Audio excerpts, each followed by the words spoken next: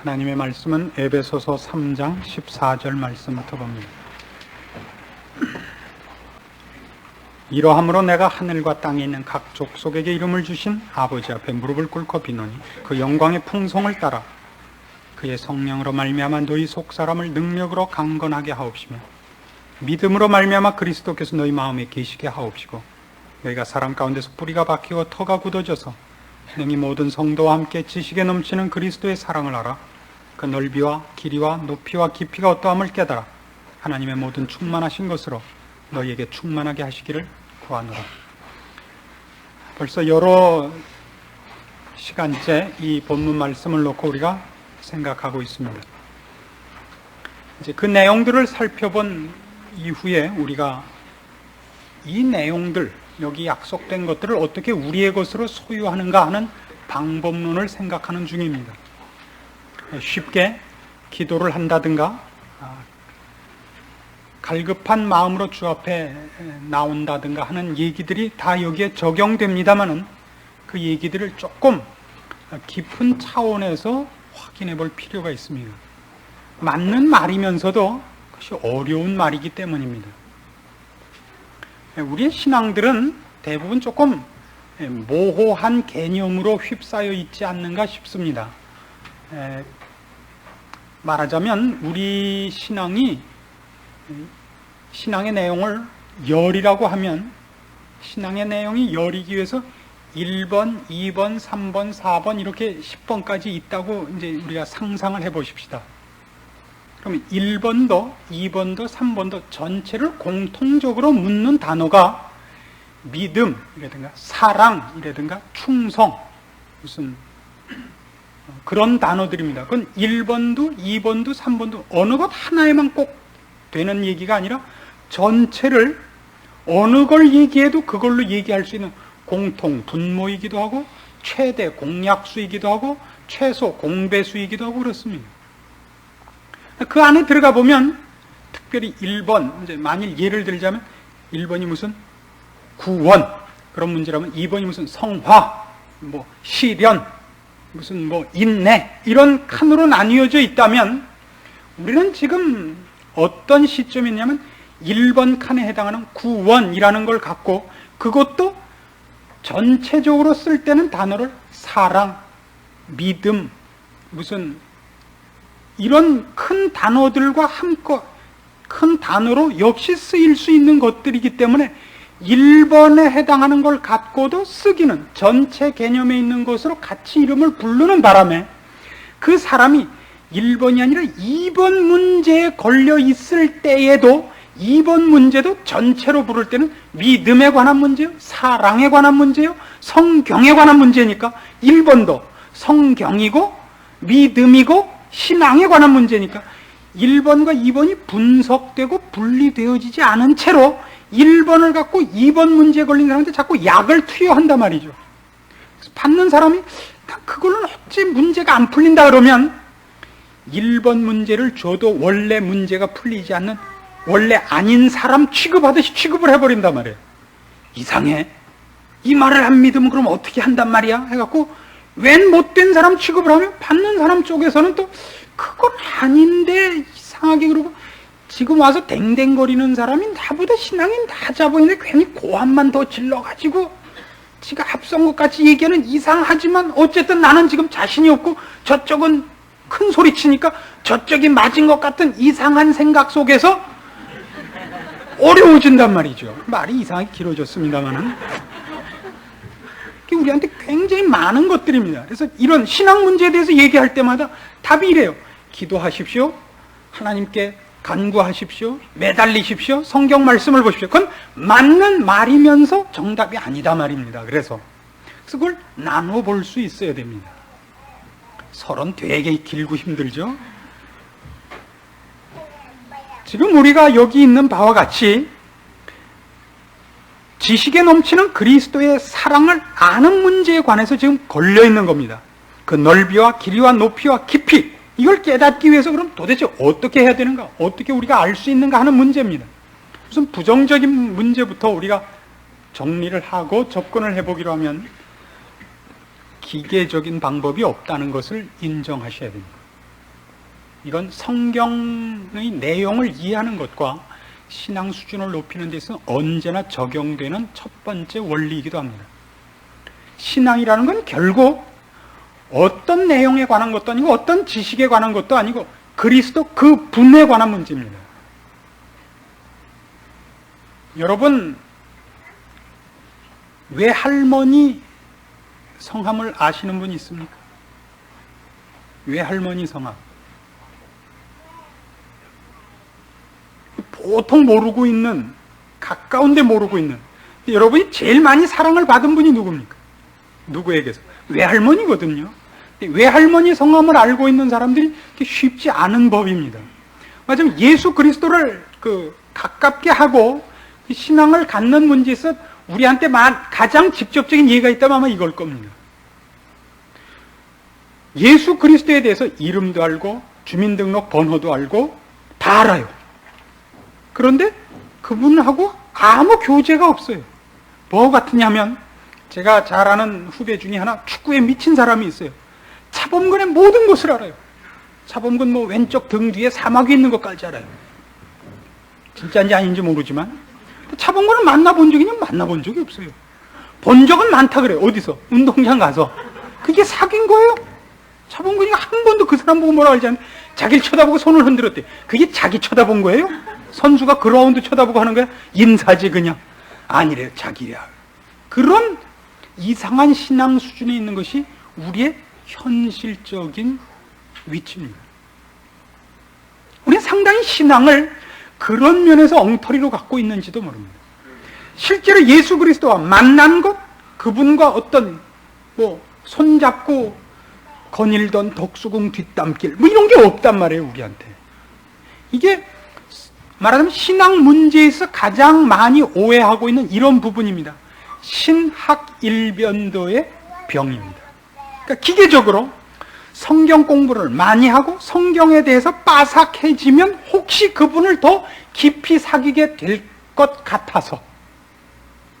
그래서 여러분 중에서도 성경 공부 많이 하시고 이런 생각하는 분이 있죠. 어떻게 하면 신앙을 더 깊이 가질까? 그래서 신학을 해보고 싶은 생각을 문득문득 해보는 분이 있으리라고 생각합니다. 그게 여러분의 간절함인 것은 인정하지만 그것이 최선의 방법이냐 하는데 문제가 있다는 걸 아셔야 됩니다. 지식 일변도의 일종의 방법론입니다. 이건 기계적인 방법이란 말이에요. 말하자면 천자문을 띄면 한문 1000개는 아는 거 아니에요. 그런 방법이 없습니다. 성경을 10번 읽으면 한 번 읽은 사람보다 예수님과 더 가까워지냐면 그렇지는 않습니다. 한 번 읽은 사람보다 성경 내용에 대해서 더 많이 알고 그리스도에 대해서 더 많이 지식적으로 알지만 그것이 그분과 손을 잡으며 그분과 함께 있게 되는 길이라는 보장은 없습니다. 똑같이 그 신비주의 방법으로 이렇게 이제 요구하는 것이 있습니다. 학문으로가 아니라 지식으로가 아니라 신비적인 방법이다. 그래서 제가 예전에 찾아갔던 기도원, 그 기도원에 계시는 전도사님이 이렇게 얘기를 해요. 저 바위는요 방언받는 바위예요. 이런 기도원에 제가 한번 갔어요. 저 바위는 예언받는 바위래요. 당신이 서 있는 데는요 밥 많이 먹는 자리래요. 그런 건 없어요. 그 바위에 올라가서 기도하면 방언을 받고 이 바위에 올라가서 하면 무슨 예언의 은사가 생기고 하는 건 없습니다. 그거는 그럼 뭐와 같아지면 전화 다이얼 같이 되는 거죠. 어느 걸 누르면 어느 선과 통해야 되고 어느 걸 누르면 뭐가 나와야 되고 그건 밴딩 마신이 되는 거 아니겠어요? 우리 돈 넣고 단추 누르면 코코아도 나오고 커피도 나오고 율무차도 나오는 식으로 하나님이 기계가 아닙니다. 그는 인격을 가지시고 지성을 가지시고 감정을 가지신 분입니다. 그분과 친하는 것은 어떤 의미에서 무슨 다른 방법이 없어요. 여러분이 말하자면 좋아하는 사람, 여러분이 좋아하는 사람이 누굽니까? 저 빼놓고 누구 있습니까? 그냥 대답을 해보시죠. 예를 들면 그럴 리는 없지만 예를 들기 위해서 주성호 강도사라고 합시다. 주성호 강도사를 친하기 위해서 주성호의 모든 것 이런 책자를 봅니까? 키가 맺히며 혈액형이 무슨 형이며 이렇게 하지 않고 어떻게 하죠? 만날 장소에 가야죠. 만날 장소에를. 그러니까 신앙 문제에서 가장 중요한 건 뭐냐면 그분을 어떻게 만나느냐의 싸움이라는 걸 아셔야 됩니다. 가까이 계실 때 부르라. 이거 아닙니까? 어떻게 해야 만나느냐? 어떻게 그가 지나가는 길에 가 있을 것이냐? 그게 이제 성경이 우리한테 제시하는 방법입니다. 그것도 그 방법을 쓰면 꼭 된다는 얘기가 아니라 어쨌든 지나가는 길목에 일단 서야 다른 데 있는 것보다 낫죠. 삭개오가 되든지 무슨 바디메오가 되든지 그래야 될 것 아닙니까? 지나가는 길목을 알기 위해서 우리가 그분이 잘 지나다니는 길목이 어디죠? 아주 성경 말씀. 아주 기도하면 응답하시니까 이게 그 길목이라는 뜻입니다. 그런 의미에서는. 그래서 하는 것이지 그러면 꼭이라는 보장은 없다. 그건 주문이 아니거든요. 성경을 딱 읽으면 앞에 싹 나타나세요. 이렇게 그런 법이 없습니다. 기도만 하면 안개가 걷히면서 빛이 아니요. 그 어떤 분이 기도하다가 하도 그렇게 주님을 뵙고 싶어서 하루는 기도를 하는데 앞에 빛이 들어요. 눈을 탁 떠보니까 정전됐던 불이 탁 들어왔더래요.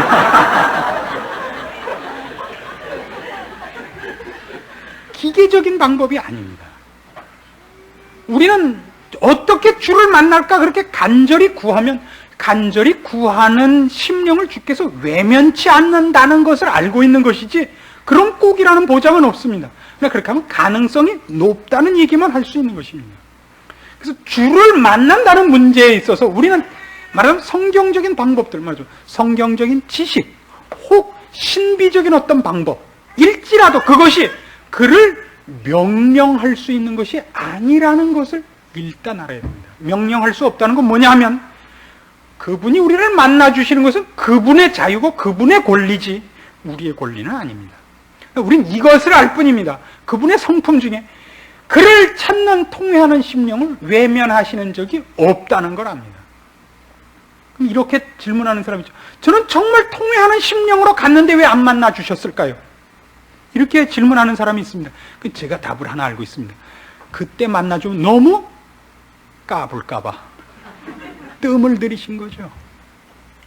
이리 말해요. 너무 쉽게 탁탁 되면 안 되는 사람들이 있어요. 그가 진심인 것을 인정합니다. 같은 진심이라도 그 진심을 익혀야 되는 때가 있다는 걸 잊지 마십시오. 그렇죠? 제 친구 중에 아주 게으른 친구가 있는데 아침에 일어나면 언제나 8시에 깨고 9시에 일어나요. 그래서 야, 넌 늦게 깨는 주제에 일어나는 것도 늦냐? 깨면 금방 일어나도 8시면 되지 않냐? 그랬더니 그 친구가 답을 이렇게 하죠. 너는 밥을 끓자마자 먹냐? 사람이 어떻게 뜸도 안 들이고 일어나냐? 였다고 변명을 하는 사람이 있습니다. 근데 성격적으로 그런 문제가 있는 사람들이 있어요. 그러하여금 잊지 않게 하기 위해서. 그리고 한 번 가진 것을 놓치지 않게 하기 위해서. 그것이 그에게 하나의 말하자면 변화된 모습을 고정시키는 시간으로서. 그리고 기억하시죠? 어떤 대나무를 휘게 한다든가 뭘 변형시키려면 묶어서 하루 혹은 일주일을 묶어놔야지 한번 이렇게 휙 휘면 그냥 싹 휘어져 있어요? 그렇지 않습니다. 그게 주님께서 여러분의 간절함과 진심에도 불구하고 뜸을 들이시는 이유 중에 하나지.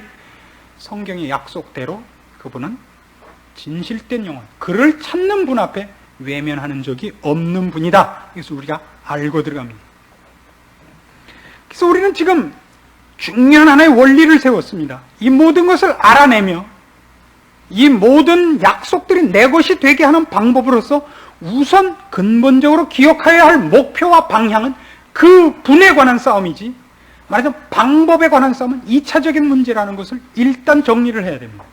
그 분에 관한 싸움입니다.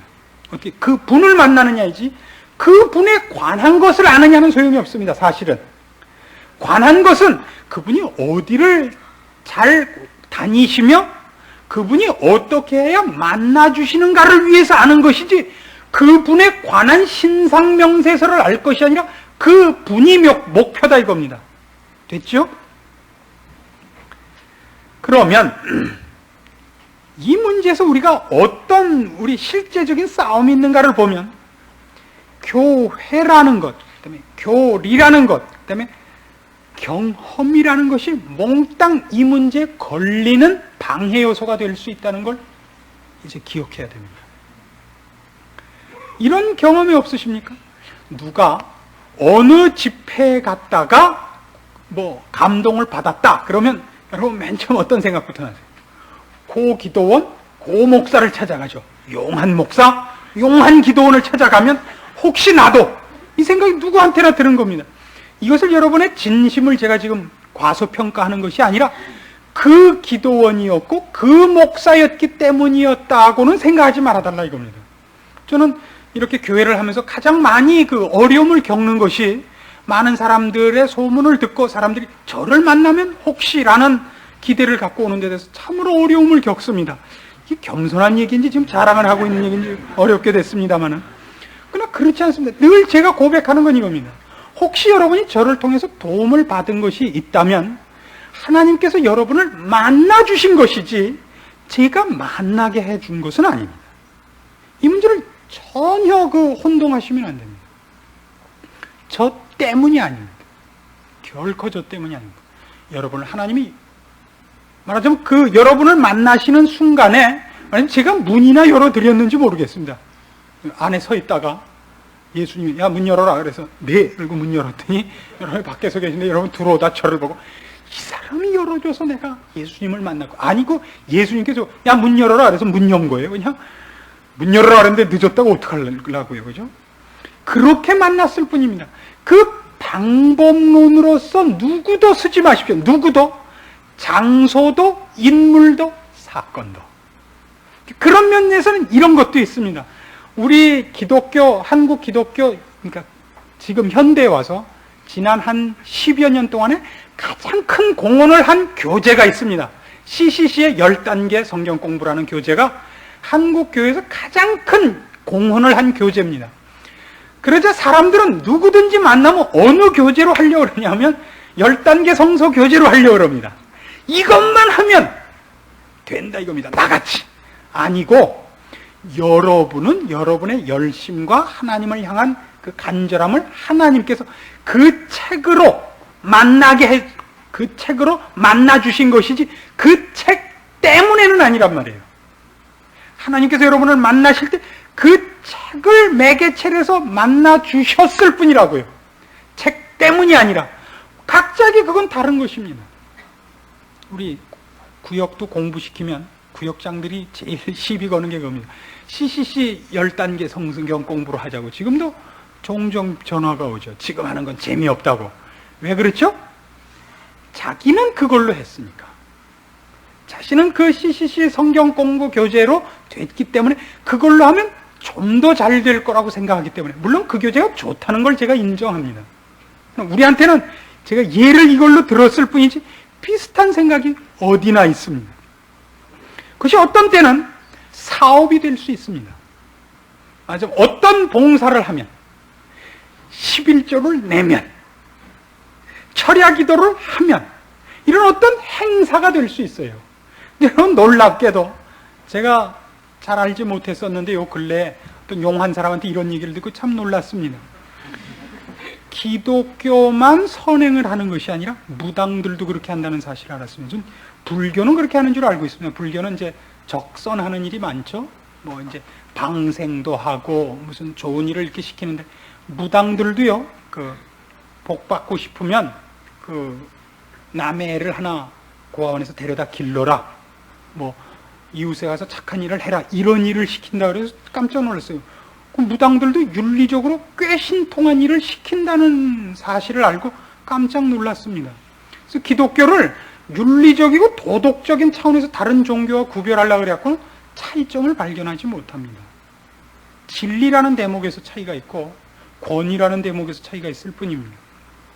근데 우리도 말하자면 하나님을 너무 간절히 소원하고 만나고 싶어서 방법론으로 무엇을 동원한다고요? 혹시 기도를 하면, 혹시 철야를 하면, 혹시 금식을 하면 하나님께서 그때 만나주시는 것은 간절함을 외면치 아니하시는 응답이시지 그것이 방법은 아니라는 걸 아셔야 됩니다. 이 참 우리한테는 큰 싸움입니다. 방법은 아닙니다.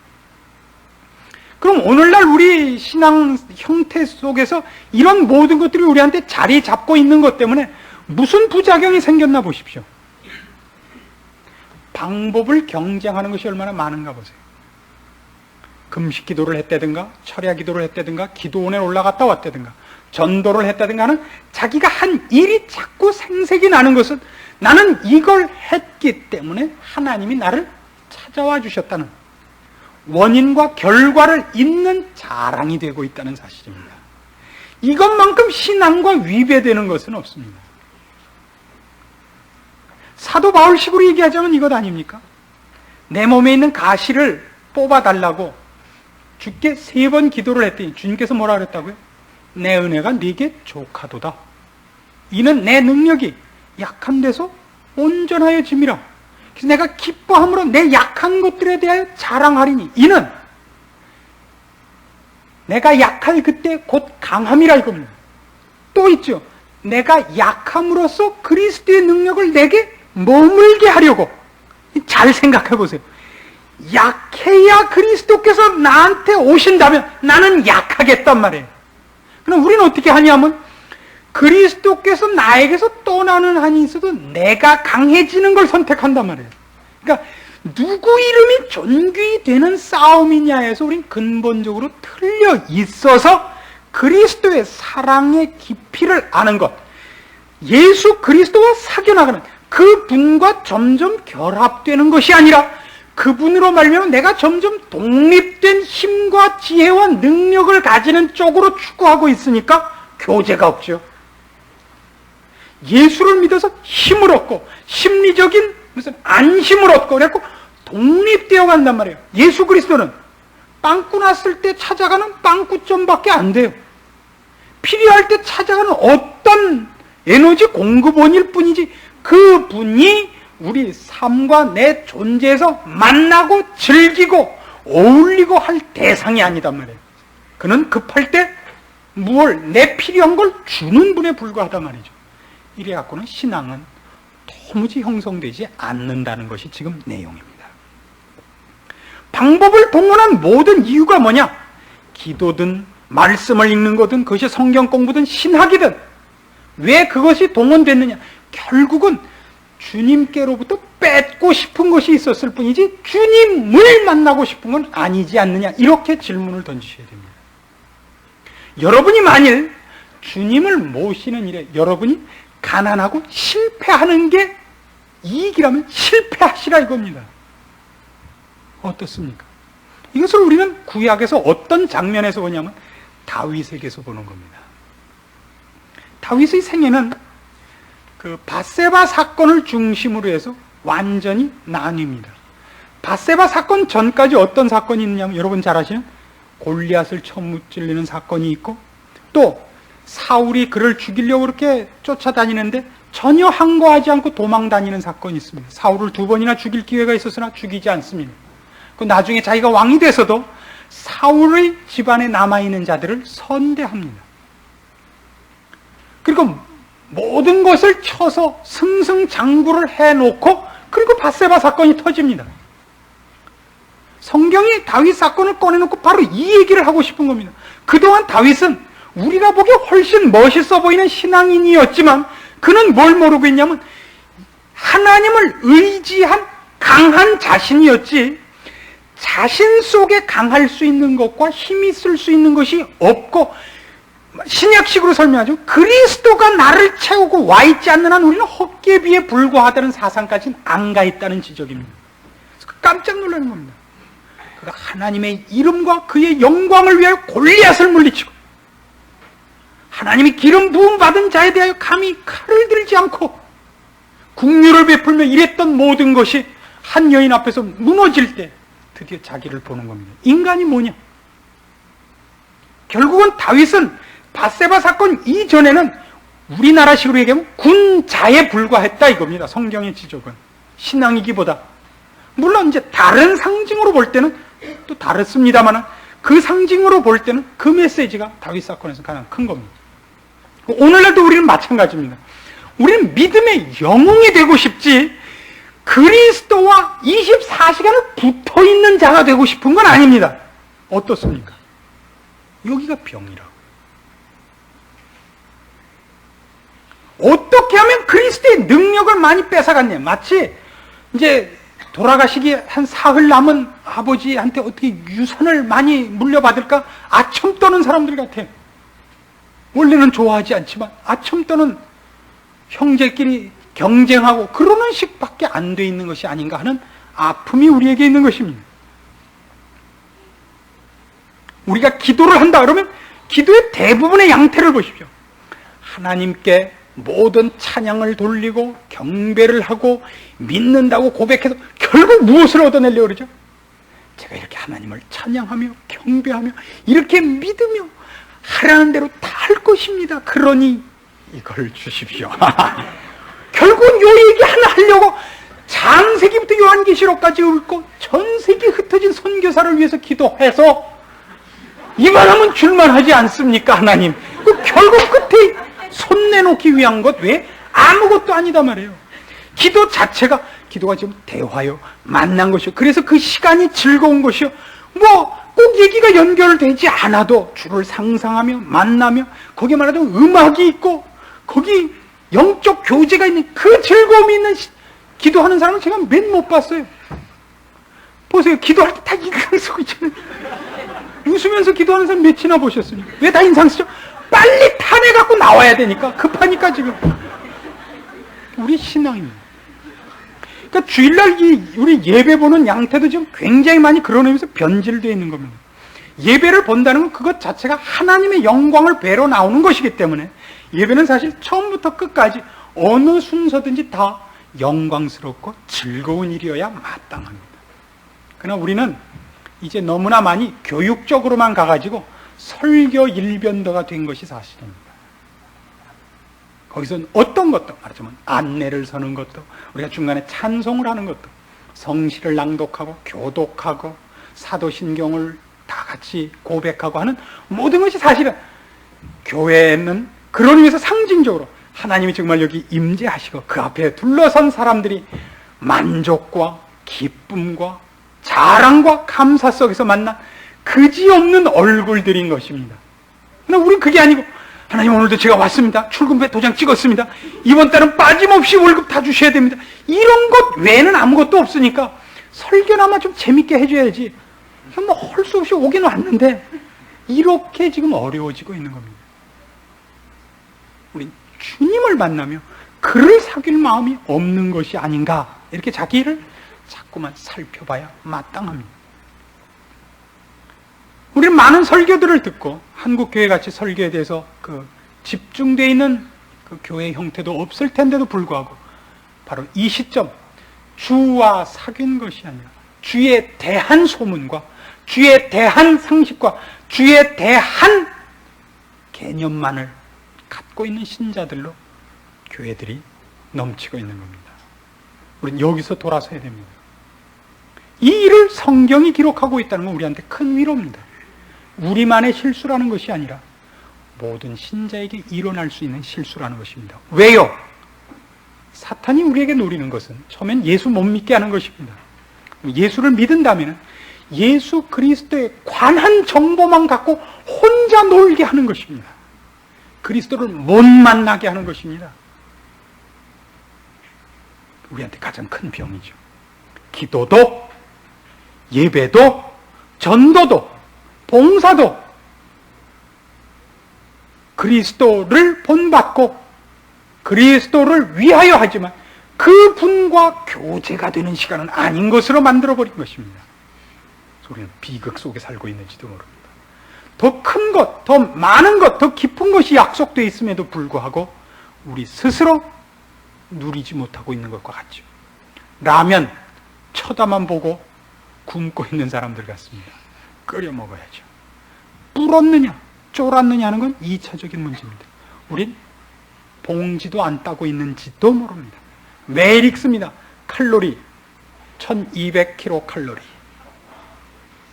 그렇게 쳐다보고 무슨 자린고비들 같이 굴비 쳐다보고 밥 먹듯이 우리 그렇게 살고 있을지도 모릅니다.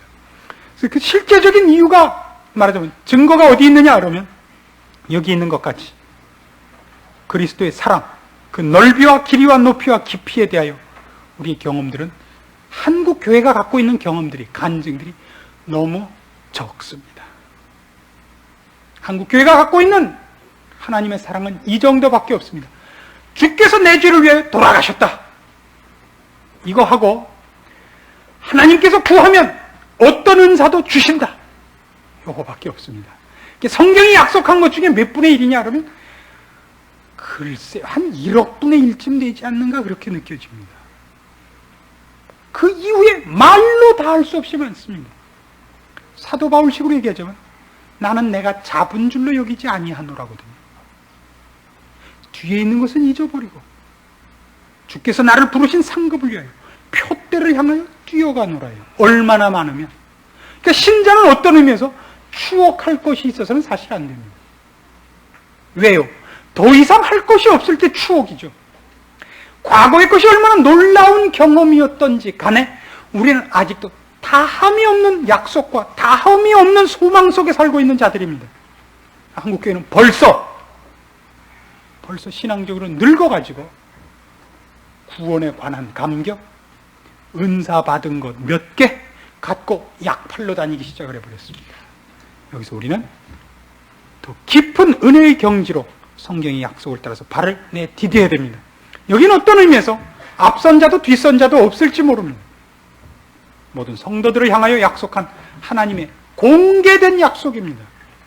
여러분이 모두 누구나 성경의 약속을 따라 얻을 수 있는 것들입니다.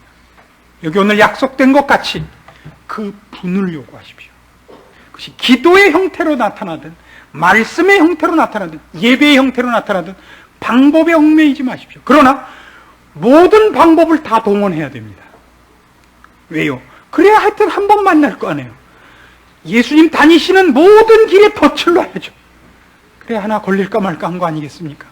열심히 무슨 덫에 걸리시겠습니까? 예수님이?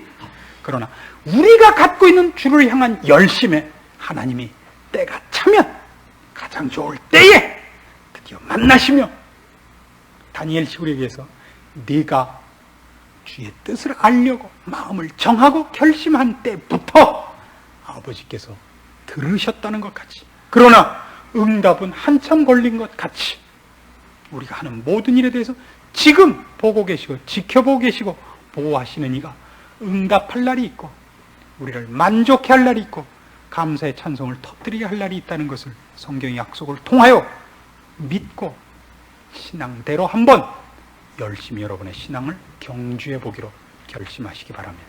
여기 기록한 모든 약속들을 여러분이 사실이라는 것을 간증할 날이 있을 것입니다. 기도하십시오. 하나님 아버지 은혜를 감사드립니다. 우리에게 허락하신 사랑과 약속들과 엄청난 비밀들을 우리 모두가 알기를 소원하심을 확인했습니다.